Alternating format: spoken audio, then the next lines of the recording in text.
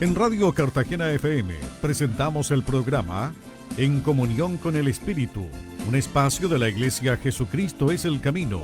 Escúchelo cada martes y viernes de 20 a 21 horas, con la conducción del pastor Edmundo Rosales.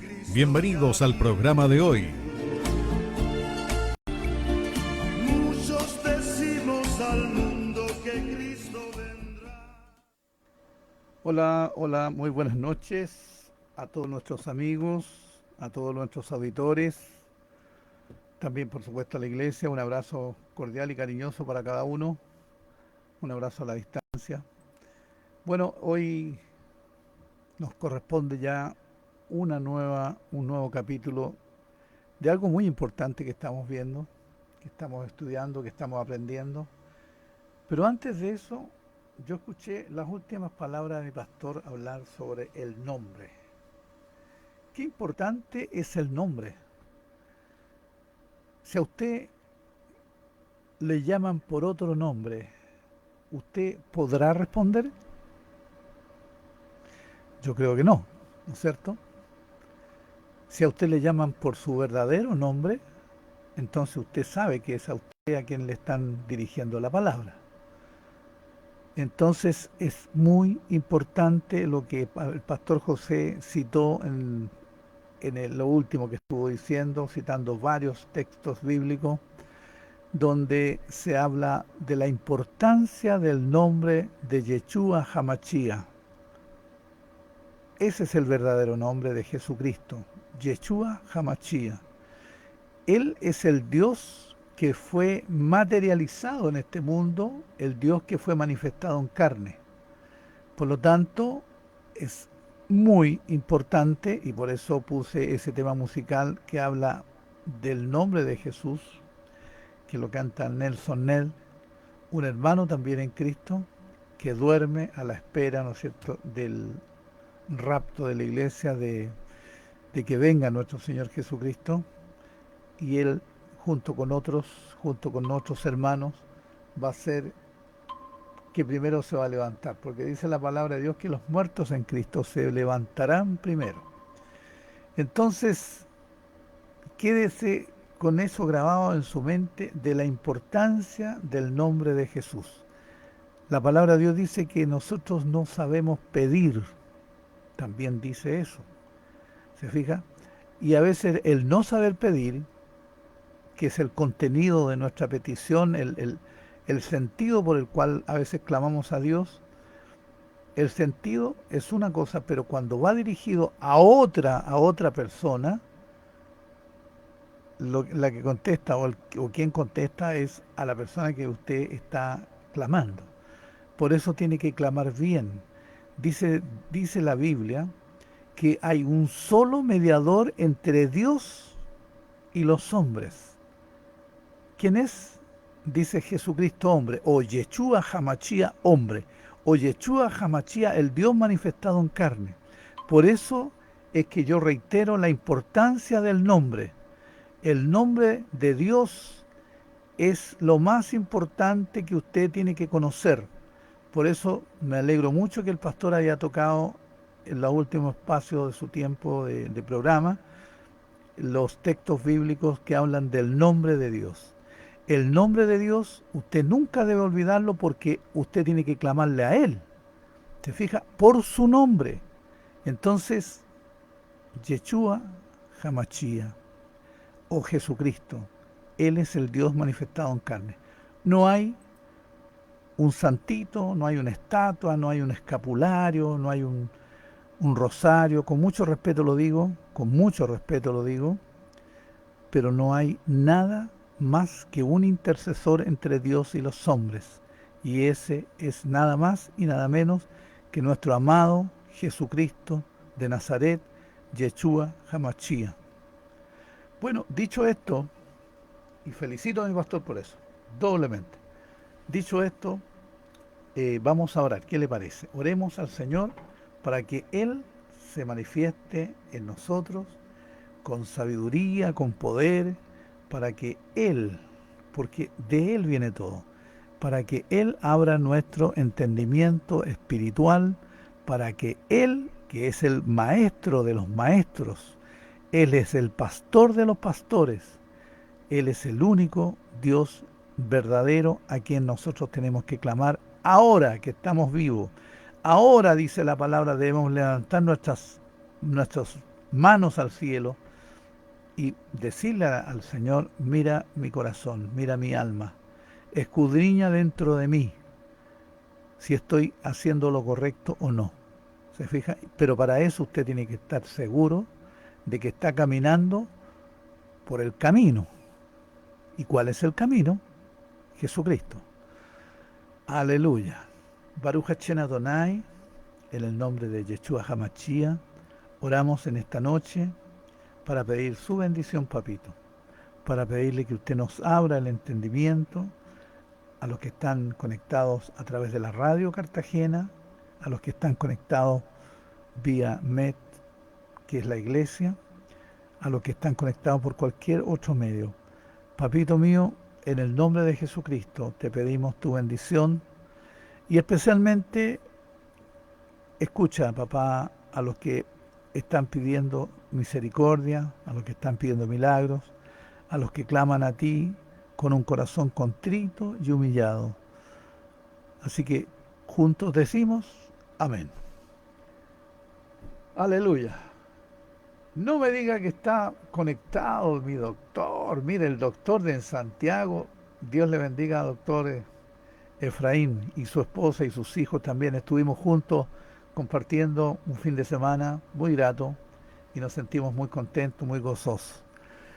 Bueno, dicho lo que dijimos, que es muy importante, quiero que ahora vamos de lleno a lo que nos convoca, ¿no es cierto? Y eso es la continuación de nuestro estudio que hemos titulado La verdadera luz de Dios que envió al mundo, es decir, la Torá viviente, el verbo hecho carne.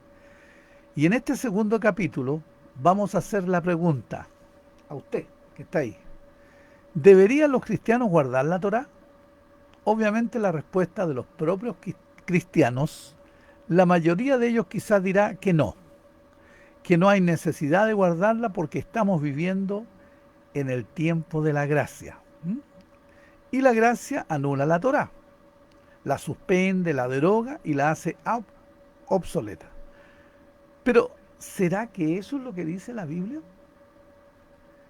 ¿Y eso es lo que dice el Señor Jesucristo? Veamos qué es lo que dice Él, ¿qué le parece? Vayamos a ver entonces el Evangelio de Mateo. Si usted no tiene la Biblia a mano, anótelo. Mateo, capítulo 5, versículo 17. Hablando nuestro amado Yeshua HaMashiach, nuestro Señor Jesucristo, y dice claramente: no penséis que he venido para abrogar la ley, es decir, la Torá o los profetas. No he venido para abrogar, sino para cumplir. Qué interesante es esta afirmación, ¿no es cierto? En la primera ocasión en que el Señor Jesucristo va a hablar frontalmente respecto a la Torá, Él comienza diciendo: no vayas a creer, no te imagines, no se te vaya a ocurrir, es más, que ni siquiera pase por tu mente la idea de que yo he venido a abrogar la Torá. No vayas a pensar tal cosa. Sin embargo, la palabra de Dios nos muestra,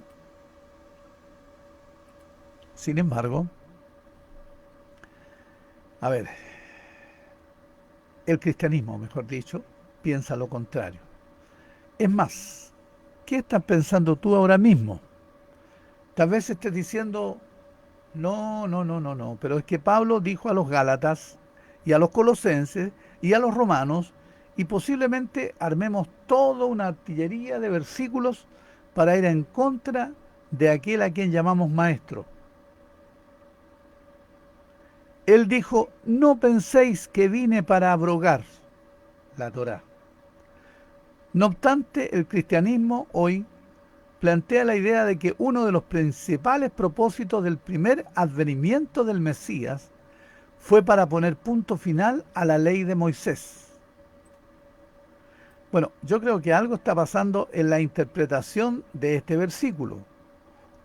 O una de dos: ¿El Señor Jesucristo no quiso decir lo que dijo? ¿O el cristianismo no ha entendido que Jesús o Yeshua Hamashia dijo lo que dijo? Y me da la total seguridad que es la segunda afirmación. Lo que no se ha entendido es algo que el Señor quiso dejar bien en claro y lo expresó de una manera muy sencilla, tan simple como decir: no penséis de ninguna manera que vine para abrogar la Torá. No vine para abrogar, vine para cumplir. Yo creo que esta expresión debería ser suficiente para considerar o comprender que la ley o la Torá sigue vigente. Pero no sé cómo se ha desarrollado toda una teología para ir en contra de lo que el Señor Jesucristo dijo. Vamos a tener que analizar este versículo más en profundidad, con mayor detenimiento, y nos vamos a concentrar en los hechos por los cuales el Señor tuvo que decir: no penséis que he venido a abrogar la Torá. ¿Qué le parece? Vamos a los hechos. La primera razón por la que el Señor dijo eso fue porque Él sabía de antemano que durante su ministerio Él estaría enfrentando a diversas acusaciones por parte de los religiosos de esa época. Y eso es lo que trata de advertirle a sus discípulos, ya que dichas acusaciones tendrían justamente la intención de exhibirlo a Él como un desobediente de la Torá. Mucha atención en esto que estoy diciendo, porque aquí está el meollo del asunto. Si queremos comprender la declaración del Señor, debemos entender que la estrategia de sus acusadores consistía en, primero, hacer creer al pueblo que el Señor Jesucristo era un falso maestro, es decir, alguien que no estaba enseñando conforme a la Torá. Segundo, que Él era un falso profeta, es decir, que no era ningún enviado de Dios. Si ellos lograban convencer al pueblo de esto, sabían perfectamente que el pueblo no podía acoger o recibir a Jesucristo como el Mesías.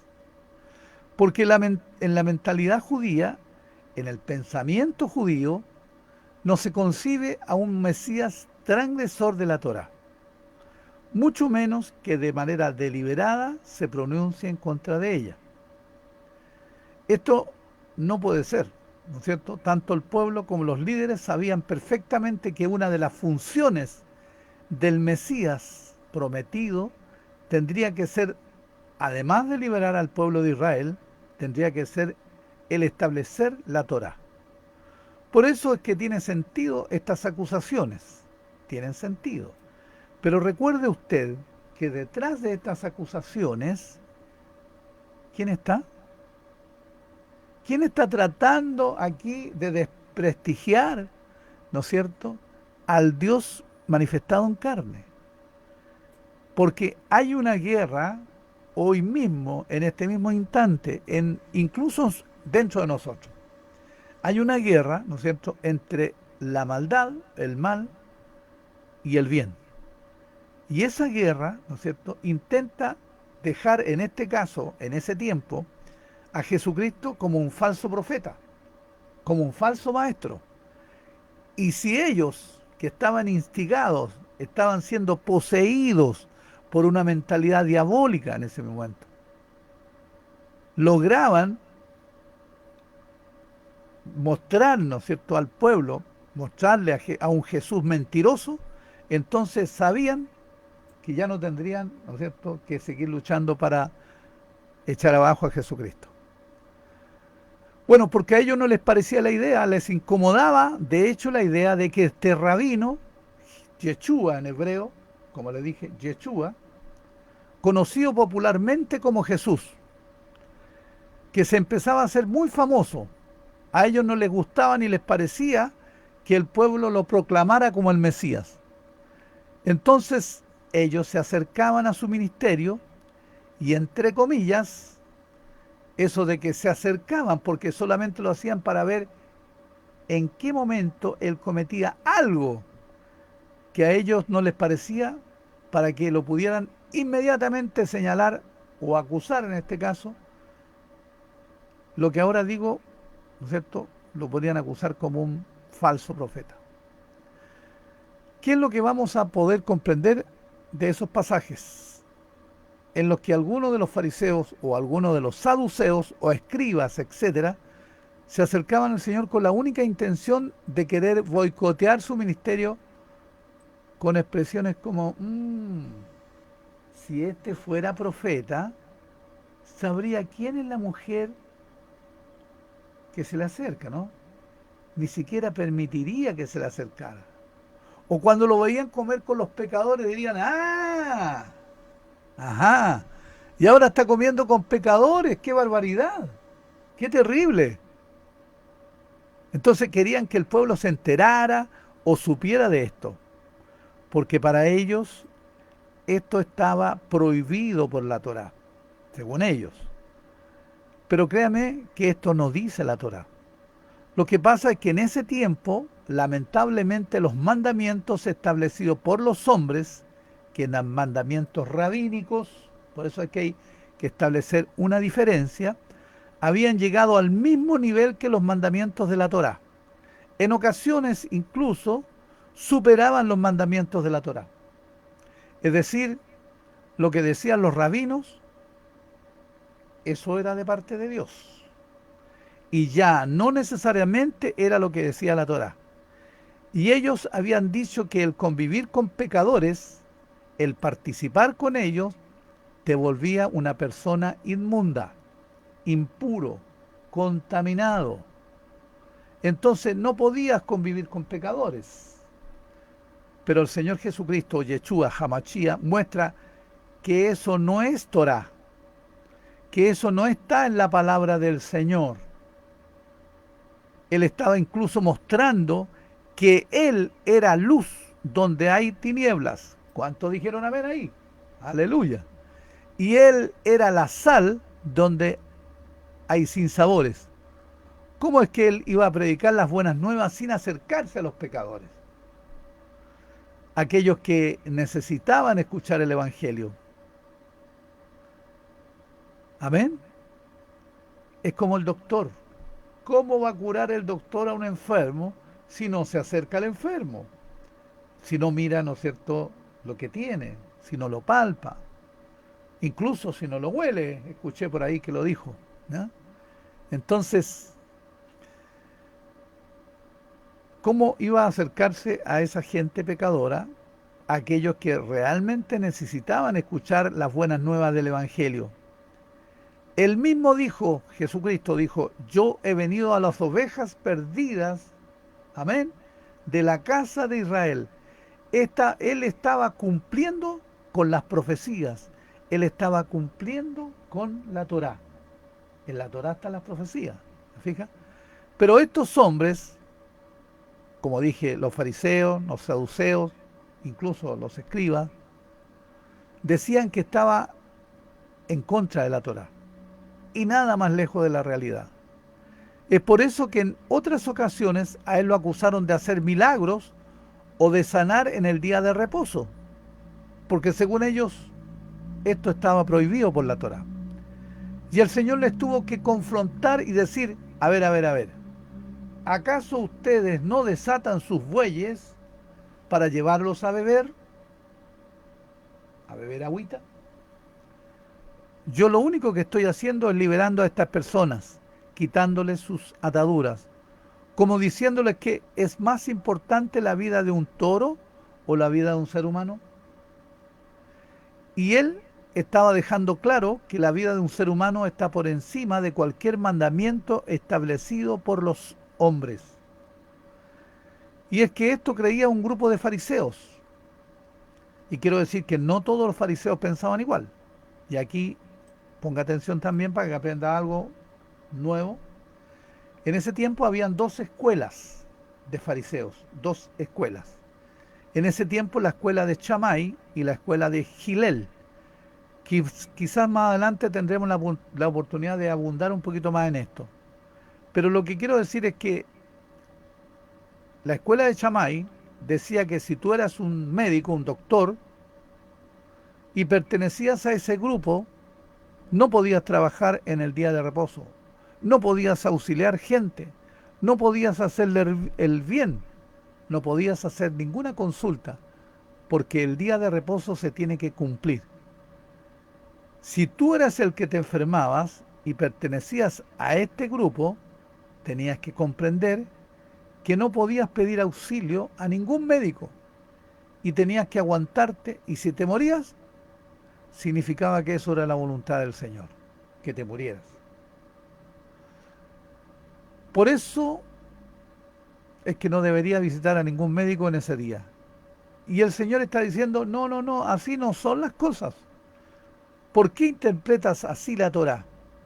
Es bueno hacer el bien el día de reposo. Así que esto no es mandamiento de la Torá. Lo que el Señor está discutiendo en realidad son interpretaciones de la Torá. El Señor no estaba transgrediendo por ningún motivo la Torá, porque muchas veces el cristianismo asume que estas acusaciones son ciertas y que en efecto el Señor violó deliberadamente el día de reposo para demostrar que ya no hay necesidad de guardarlo. Pero no es así. Todas estas acusaciones pasan por interpretaciones de hombres con respecto a la Torá, como cuando sanó al ciego de nacimiento y escupió en tierra.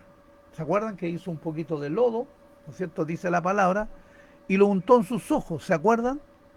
¿Y qué hicieron los fariseos? Se escandalizaron. Dijeron, qué barbaridad, ¿quién te sanó? ¿Cómo te sanó? Y el ciego dijo, yo solamente sé que hizo lodo con saliva y me untó en los ojos y me dijo que me lavara y yo veo. Eso era lo importante para él. Él veía. No, no, no, no, no, no, pero este es un pecador, no puede hacer tal cosa. Y se escandalizaron. No solamente por el milagro, sino ahora se escandalizaron por el método. Mire, qué increíble, ¿no? Y a lo mejor a algunos se les escapa este detalle, porque a lo mejor no están familiarizados con la literatura judía o las leyes, pero mandamientos rabínicos dicen, bueno, los mandamientos de ellos dicen que en el día de reposo estaba prohibido escupir en tierra. Eso decían ellos, pero eso no dice la Torá. ¿Se fija? Para ellos decían que escupir en tierra en el día de reposo estaba prohibido, porque en el momento que tú escupías en tierra y estabas haciendo esa mezcla llamada lodo, ese lodo se podía secar y por lo tanto tú estás haciendo como una especie de barro y entonces estás haciendo una obra. ¿Se fijan? Por lo tanto, no puedes escupir.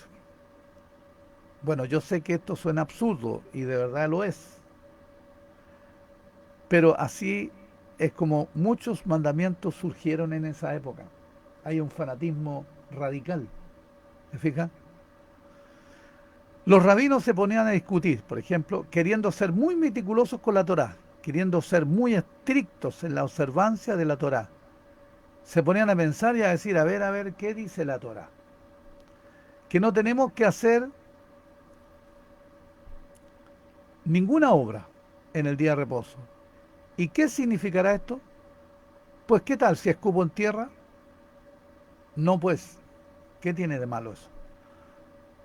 Estoy haciendo lodo. Tienes toda la razón, decían los otros, porque se reunían para discutir la Torá. ¿Se fija?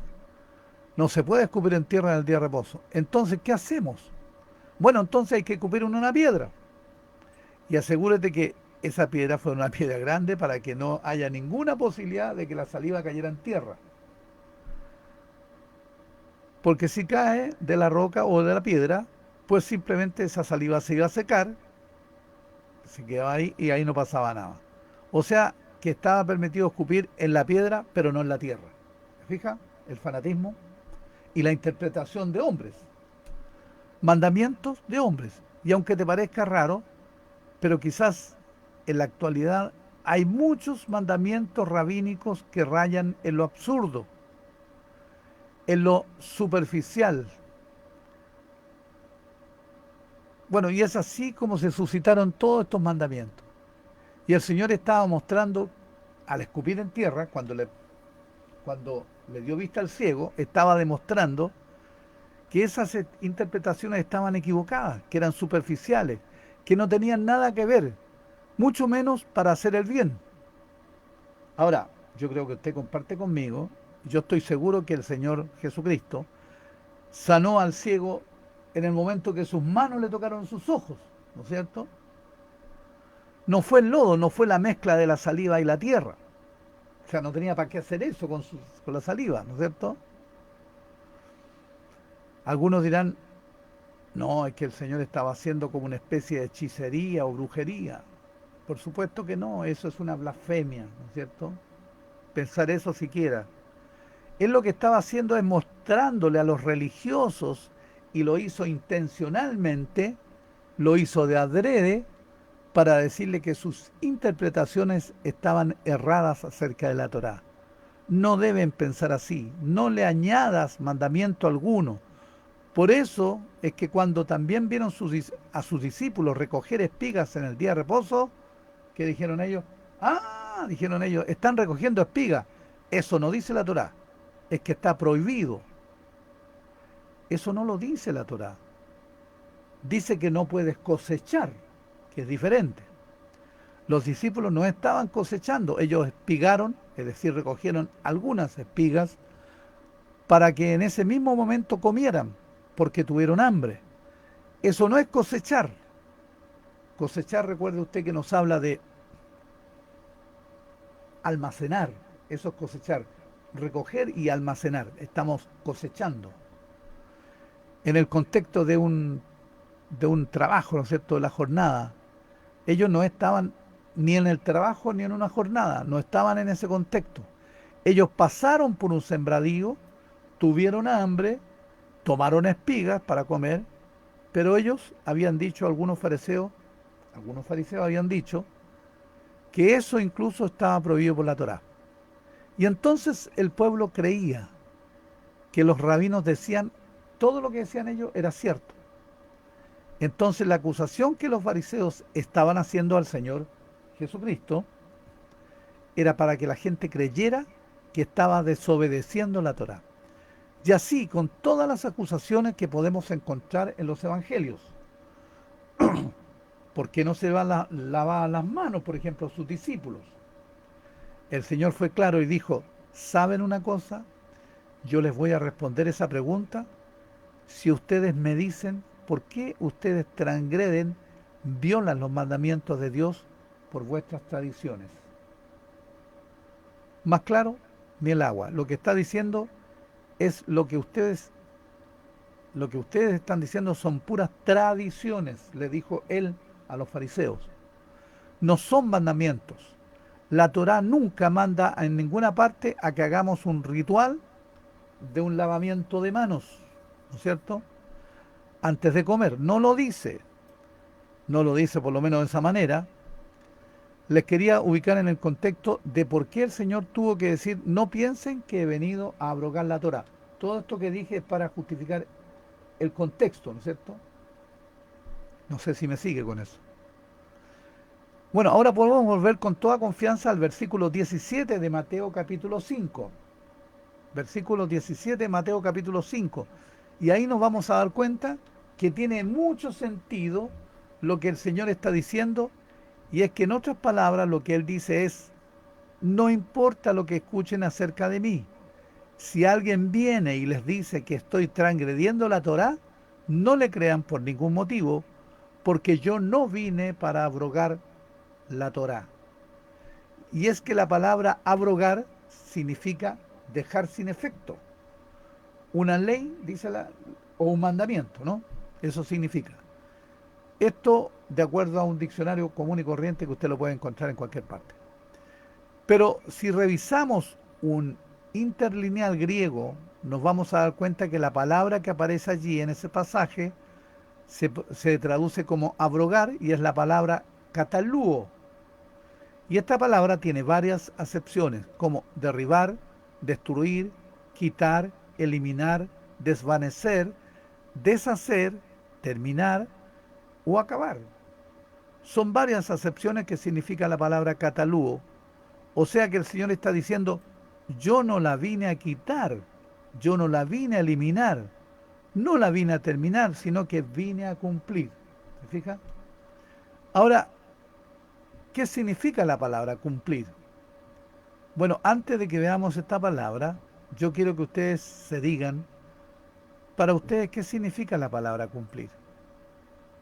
Para ustedes que están escuchando, ¿qué significa la palabra cumplir? Bueno, algunos de ustedes empezarán a decir lo que posiblemente significa esa palabra. Bueno, vamos a ver lo que dice un diccionario común. Y el diccionario dice que la palabra cumplir significa ejecutar, llevar efecto o llevar a efecto algo, ¿cierto? Eso es cumplir. Cuando el Señor Jesucristo dijo que Él vino a cumplir, eso nos explica y fortalece de una mejor forma el término cumplir. Dicho sea de paso, en el Evangelio de Mateo, y quiero que quede claro, fue escrito en hebreo, no en griego, en hebreo. Eso está incluso confirmado por los padres de la iglesia. Ellos aceptaron y reconocen que el Evangelio de Mateo fue escrito en hebreo. Y por lo tanto, también estoy convencido yo de que cuando el Señor Yeshua estaba predicando este sermón, ¿se acuerdan cuando estaba predicando el sermón del monte, por ejemplo? No estaba predicando en griego, no, estaba hablando en hebreo. Y los conceptos hebraicos eran los que estaban saliendo a lucir o relucir en esta predicación. Y él dijo, no he venido para abrogar, sino he venido para cumplir. La palabra cumplir que aparece allí en hebreo es lekayem, que significa cumplir, confirmar, sustentar o preservar. Ahora, esta palabra lekayem es un tecnicismo rabínico. ¿Qué estoy diciendo yo? Esta palabra se ocupaba entre los rabinos cuando ellos empezaban a discutir con respecto a la Torá y decían ellos, ¿tú qué interpretas aquí? Ellos empezaban a decir, yo interpreto esto, y cuando el rabino se apegaba y era congruente con el texto de la Torá en su interpretación, entonces se le tenía que decir, bien has dicho, has cumplido la ley, has cumplido la Torá. Y esto lo podemos corroborar y confirmar en la literatura judía como la palabra quemará. Constantemente ese término lekayem, en ese sentido, cuando alguien hacía una interpretación correcta de la ley o de la Torá, además tiene otros dos niveles que muestran su significado. Esta palabra, lekayem, la primera es, el primer nivel es ese, el hacer una correcta interpretación de la ley. Esa es la primera parte, el primer nivel, digamos. Y el segundo nivel es cuando alguien realizaba o ejecutaba algo que interpretaba de la ley, es decir, lo interpretó correctamente y ahora lo lleva a cabo. Cuando alguien lo llevaba a cabo, entonces se decía, bien has hecho muy bien, has cumplido la ley, la Torá. Entonces ahí se aplicaba nuevamente el verbo lekayem. Y el último nivel, cuando no solamente lo interpretabas correctamente y no solamente lo llevabas a cabo, sino que ahora te dabas la tarea de compartirlo o de enseñarlo a otros, y ese es el tercer nivel del lekayem. Has cumplido la ley, la Torá. Entonces cuando el Señor Yeshua está usando este término, está usando un tecnicismo propio de los rabinos. Él, siendo un rabino, dijo, yo no vine a abrogar la ley, sino que he venido a lekayem. ¿Se fija? He venido a cumplir, a interpretar de manera correcta la Torá, a vivirla como se debe vivir y a transmitirla o a enseñarla como se debe enseñar. Y todo esto explica por qué el Señor Yeshua tuvo que decir, no piensen que he venido para abrogar la Torá o los profetas. No he venido para abrogar, sino para cumplir. Bueno, y no quisiera terminar este capítulo de esta serie sin antes dar lectura a los dos siguientes versículos. Dice el versículo 18, anótelo, porque de cierto os digo que hasta que perezca el cielo, dice la palabra, y la tierra, ni una jota ni una tilde perecerá de la Torá, hasta que todas las cosas sean cumplidas. Y este versículo nos muestra nuevamente que el Evangelio de Mateo debió haber sido escrito en hebreo y no en griego, porque no tendría ningún sentido eso de que ni una jota ni una tilde pasará de la Torá. En griego es ni una iota, y esa palabra o esa letra, iota, no figura en el alfabeto hebreo. Lo que el Señor se está refiriendo es a la letra yu. Y la letra yu, la característica es que es la letra más pequeñita del alfabeto hebreo. Y un tilde es un adornito arriba, como una comilla así, que se le hace a la letra. Entonces ni siquiera el adornito, ni la letra más pequeña de la Torá, va a pasar mientras exista el cielo y la tierra. Todas estas cosas, dice, tienen que cumplirse. Así que si tú estás al aire libre o tienes una ventana como la que tengo yo aquí a la derecha mía, y a la izquierda también, puedes asomarte, levanta la mirada y vuelve hacia alrededor tuyo, y si ahí está el cielo y ahí está la tierra, puedes estar tranquilo, porque significa eso que la Torá sigue vigente. Lo dijo el Señor, ¿no es cierto? Dice, mientras exista el cielo y la tierra, todas estas cosas se tienen que cumplir. Así que si tú miras para afuera y ves el cielo ahí, la Torá está vigente, hermano. Entonces, eso significa que la Torá sigue vigente. Bueno, en el siguiente versículo, yo quiero hacer un llamado muy especial y una confrontación a todos mis amigos cristianos, especialmente, a mis hermanos cristianos, especialmente a aquellos que tienen la bendición de pararse en un púlpito, a los predicadores que predican la palabra de Dios.